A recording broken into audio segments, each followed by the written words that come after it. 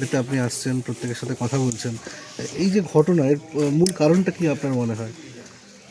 কার ব্যর্থতা? পুরো রাজ্য সরকারের ব্যর্থতা। তার কারণ জলাশয় বুঝিয়ে, যে জলাশয় বোঝানোর জন্য আইন আছে, জলাশয় বোঝাতে পারে না, সেখানে ইল্লিগাল কনস্ট্রাকশন তুলে সেখানে ব্যবসা করার অনুমতি দেওয়া হয়েছে। এবং তার যে যারা শ্রমিক তাদের সুরক্ষার কথা, যারা কাজ করে এমপ্লয়ি তাদের সুরক্ষার কথা ভাবা হয়নি। পরিণামে আজকে সরকার বলছে, পুলিশ বলছে 27 জন পুড়ে মারা গেছে। আরও কতজন মারা গেছে কেউ কিন্তু জানে না। আমি একটি বাড়িতে এখানেই গেলাম, এই গ্রামেই, সে বাড়ির একজন মারা গেছে, তার স্ত্রী এখন থানায় ডেকে নিয়ে গেছে। আর আরেকটি বাড়িতে গেলাম, কোনো কারণে তিনি বেঁচে গেছেন, যে কন্ট্রাক্টর তিনিও মারা গেছেন। যার বাড়িতে দাঁড়িয়ে আমি আপনাদের কাছে বলছি তিনি পুড়ে গেছেন পুরো, আপনারাও দেখলেন।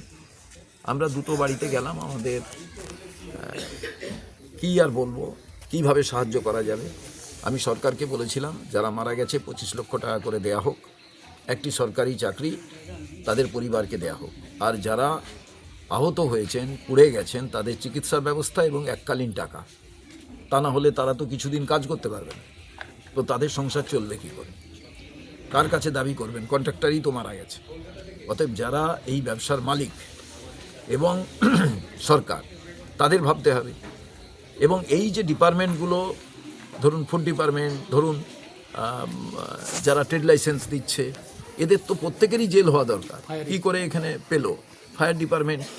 তো সার্বিকভাবে আমার মনে হয়েছে যে সরকার পুরো ভেঙে পড়েছে এবং সরকারি কোনো রকম অর্থ সাহায্য এখনো পর্যন্ত কাউকে দেয়া হয়নি। থানা বারে বারে ডাকছে, কি করছে থানা? এখানকার যিনি বিধায়ক আছেন তাকে বলবো, তিনি তো চেল্লাবেন, বিধানসভা শুরু হচ্ছে, এখানকার থেকে যিনি এমপি আছেন তিনি তো চেল্লাবেন। এবং যেখানে আগুন লেগেছিল সেখানকারও পঞ্চায়েতের মেম্বার যারা আছেন, যারা বিধায়ক আছেন, যারা এমপি আছেন, তারাই বা কী করছেন? তো আমি মনে করি যে সরকারের এক মুহূর্ত আর ক্ষমতায় থাকা উচিত নয়। এবং এই রাজ্যে আমরা তো বিধানসভার ভেতরে নেই, শূন্য।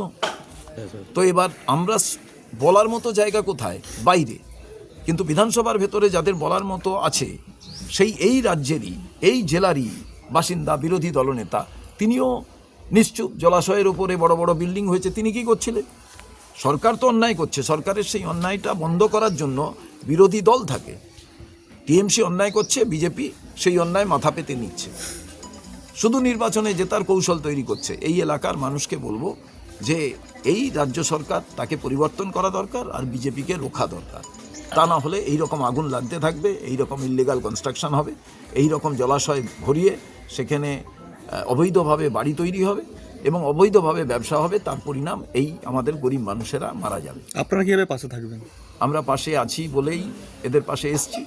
আমরা বলেছি আইনত ওনারা কোনো সিদ্ধান্ত গ্রহণ করলে আইনত সহায়তা দেওয়া হবে এবং ওনাদের চিকিৎসার জন্য যদি কিছু প্রয়োজন হয় সবটাই আমরা করব বলে বলেছি।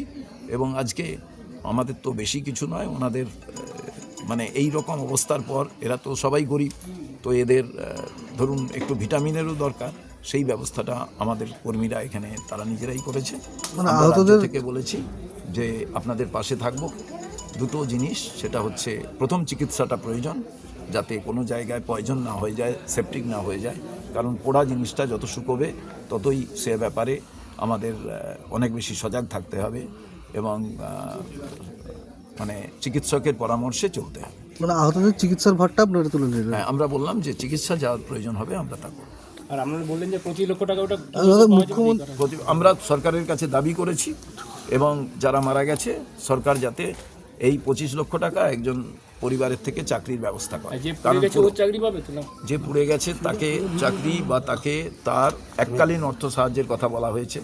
তার কারণ কতজন কি তো এখনো পর্যন্ত পরিসংখ্যান সরকার সঠিকভাবে দেয়নি, আমরাও তো জানতে পারছি না। রাতের বেলা তো আগুন লেগেছে, পরের দিন তো সব বডি, সব মাংস লোপাট। আমরা গিয়ে যখন পৌঁছই তখনও পর্যন্ত ওখানে সরকার পক্ষ এবং বিধানসভার বিরোধী দলকেই